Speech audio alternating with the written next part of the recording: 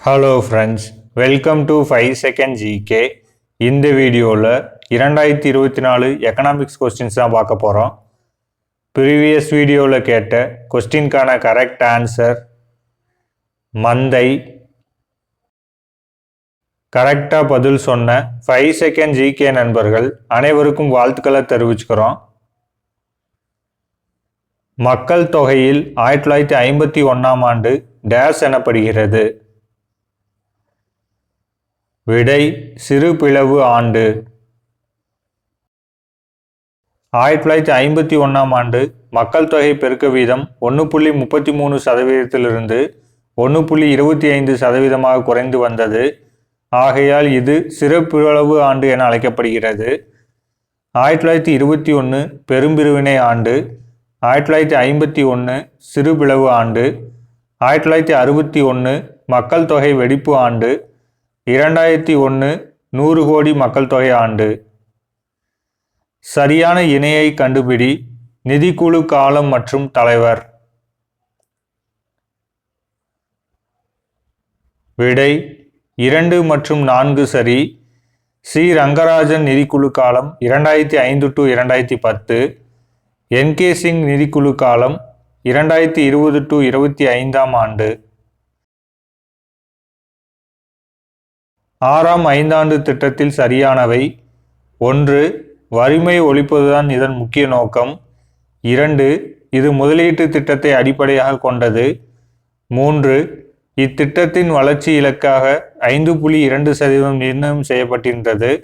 ஆனால் 4.7% வளர்ச்சி எட்டப்பட்டது. விடை 1 மற்றும் 2 சரி. 6ஆம் ஐந்தாண்டு திட்ட காலம் 1980 to 85. இத்திட்டத்தின் வளர்ச்சி இலக்கு 5.2% நிர்ணயம் செய்யப்பட்டிருந்தது. ஆனால் 5.7% எட்டப்பட்டது. சரியாக பொருந்தியுள்ளதை தேர்ந்தெடு. விடை 3 மற்றும் 4 சரி. குறைந்த மக்களிட நிலம் அருணாச்சல பிரதேசம். அதிக மக்கள் தொகை மாநிலம் உத்தரப்பிரதேசம். குறைந்த எழுத்தறிவு மாநிலம் பீகார். மிகுந்த நகரமயமாக்கப்பட்ட மாநிலம் கோவா. சரியான சொற்றொடரை கண்டுபிடி. ஜிஎஸ்டி என்பது. விடை 1 மற்றும் 2 பலபடி நிலை வரி மற்றும் இட அடிப்படையிலான வரி. பொருத்துக.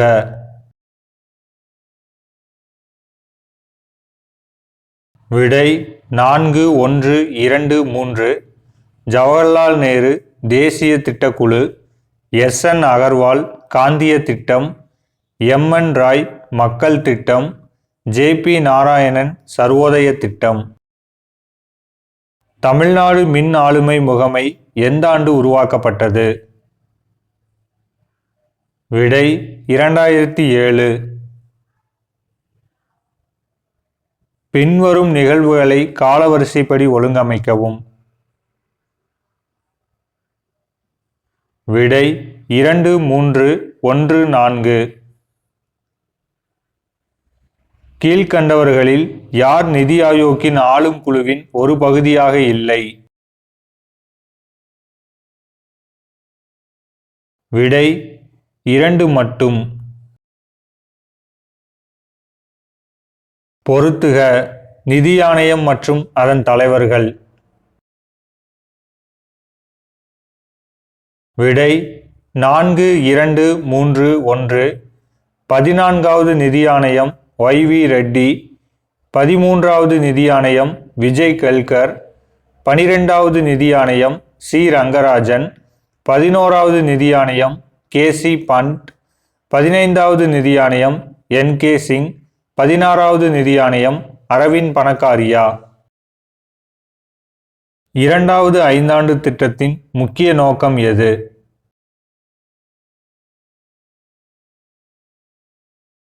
விடை விரைவான தொழில் மையமாக்கல். 2வது ஐந்தாண்டு திட்ட காலம் 1956 to 1961. இத்திட்டம் பி.சி. மஹலனோபிஸ் மாதிரியை அடிப்படையாக கொண்டது. இதன் முதன்மை நோக்கம் நாட்டின் தொழில் முன்னேற்றத்தை மேம்படுத்துவதாகும். இத்திட்டம் 4.1% வளர்ச்சியுடன் வெற்றி பெற்றது. மத்திய சமூக நல மையம் டேஸின் கீழ் பதிய பெற்றது. விடை இந்திய நிறுவன சட்டம். உடல் நல மேம்பாடு தொடர்பான செயலி. விடை ஆரோக்கிய சேது. பொருத்துக.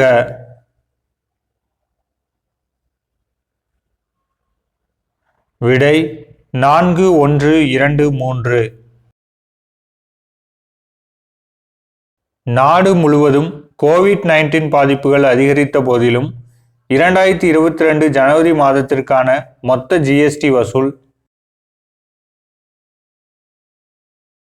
விடை 1,40,986 கோடி. பின்வருவனவற்றுள் சரியான இணை எது? விடை 2 மற்றும் 3 சரி. பூரா திட்டம் ஏன் உருவாக்கப்பட்டது? விடை 1, 2 மற்றும் 3 சரி. 2023 ஆண்டிற்கான மால்கம் ஆதிசேஷய்யா விருது வென்ற பொருளியல் நிபுணர் யார்? விடை உட்சா பட்நாயக்.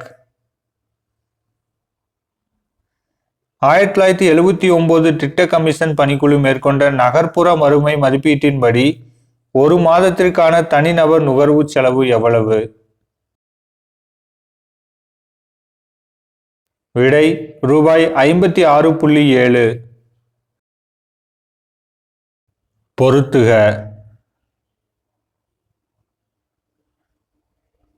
விடை 4312.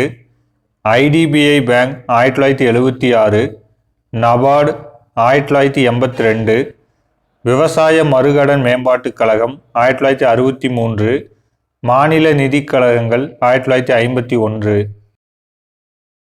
15வது நிதிக்குழு அறிக்கையின்படி மத்திய வரி வருவாயில் 2021-26 ஆண்டுக்கான மாநிலங்களின் பங்கு டேஸ் சதவீதம் ஆகும்?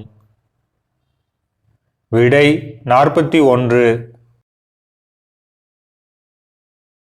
பின் வருவனவற்றுள் எது மறைமுக வரிக்கு உதாரணம் இல்லை?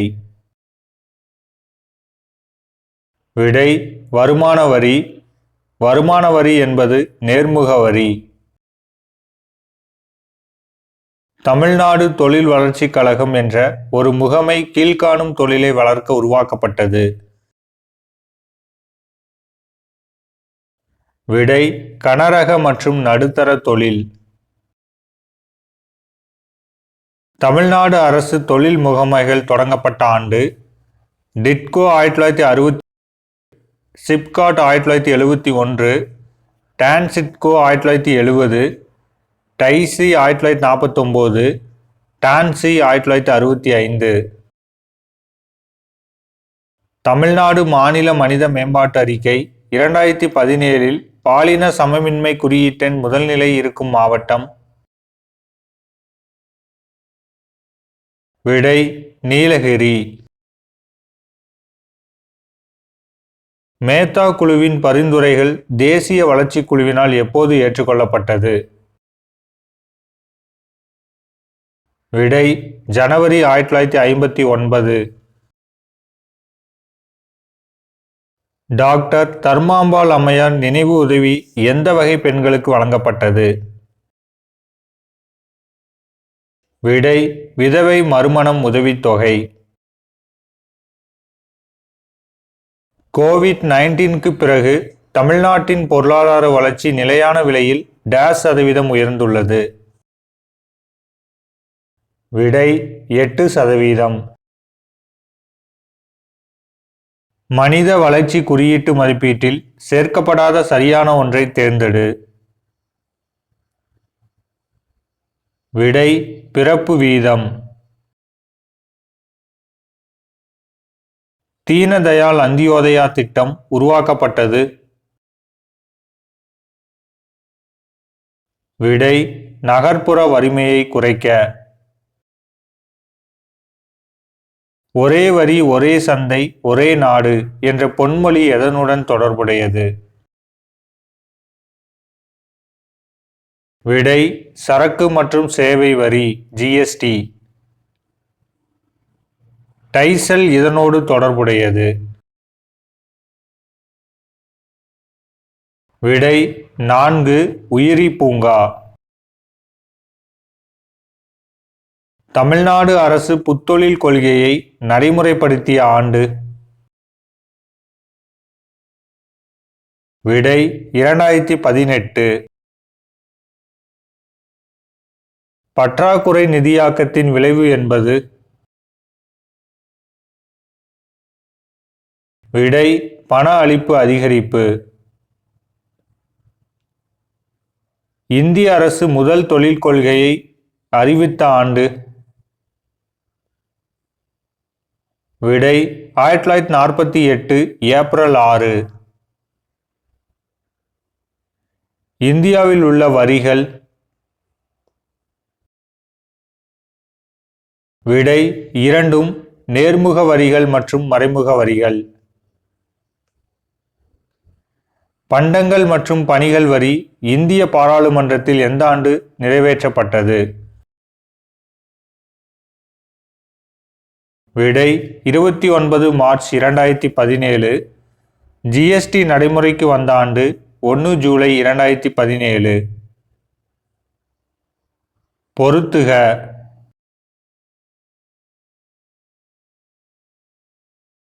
விடை 3, 4, 1, 2. தங்க நூலிலை புரட்சி சணல் உற்பத்தி, வெள்ளி இலை புரட்சி பருத்தி உற்பத்தி, சாம்பல் புரட்சி உரங்கள், நீல புரட்சி மீன்கள் உற்பத்தி. கூற்று: இந்தியாவில் முதல் மக்கள் தொகை கணக்கெடுப்பு 1872 தொடங்கப்பட்டது. காரணம்: ஆனால் முழுமையான முதல் மக்கள் தொகை கணக்கெடுப்பு 1881 தான் மேற்கொள்ளப்பட்டது. விடை கூற்று மற்றும் காரணம் இரண்டும் சரி. தமிழ்நாட்டில் மக்கள் தொகை அடர்த்தி குறைவாக உள்ள மாவட்டம் எது?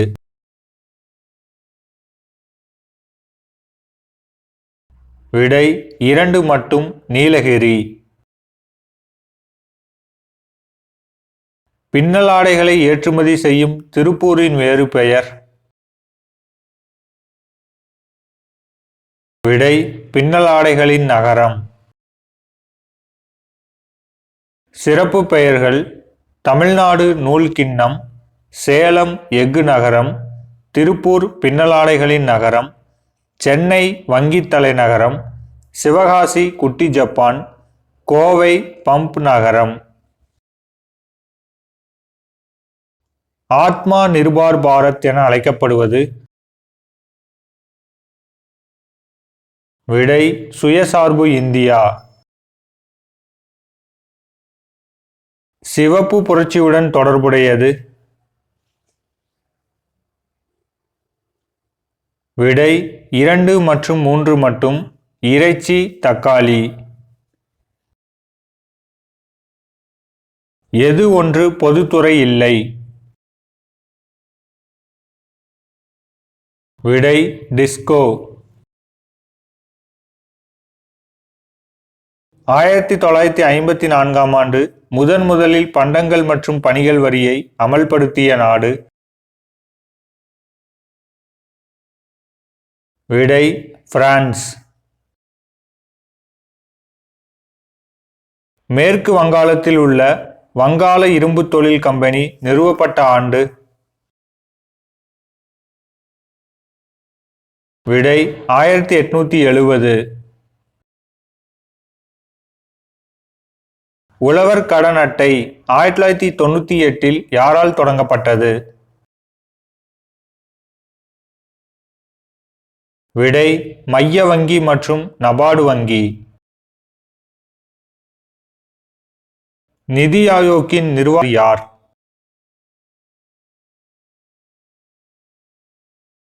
விடை துணைத் தலைவர். இரண்டாவது ஐந்தாண்டு திட்டம் டேஸ் அதிக முன்னுரிமை அளிக்கிறது. விடை தொழில் மையமாக்கலுக்கு. இந்திய திட்டமிடல் ஆணையத்தின் தலைவர் யார்?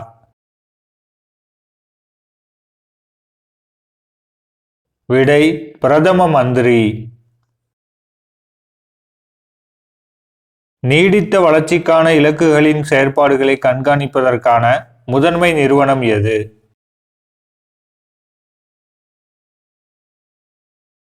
விடை நிதி ஆயோக். நண்பர்களுக்கான கேள்வி. மன் சப்தாதி முறையை அறிமுகப்படுத்தியவர் யார்? ஆன்சரை கமெண்ட்ல சொல்லுங்க. இந்த வீடியோ உங்களுக்கு பிடிச்சிருந்துச்சுன்னா உங்கள் ஃப்ரெண்ட்ஸ் அண்ட் ரிலேட்டிவ்க்கு ஷேர் பண்ணுங்க. தேங்க்ஸ் ஃபார் வாட்சிங்.